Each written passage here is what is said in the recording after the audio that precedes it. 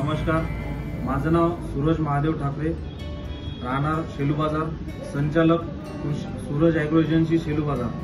मी जवळजवळ 2016 पासून या व्यवसायात आहे आणि 2016 मध्ये व्यवसाय सुरू केला। त्यावेळेस कॅनव्हासिस कंपनीशी मी संलग्न आहे आणि अतिशय चांगल्या प्रकारचा रिस्पॉन्स कंपनी आणि शेतकऱ्यांतर्फे मिळत आहे।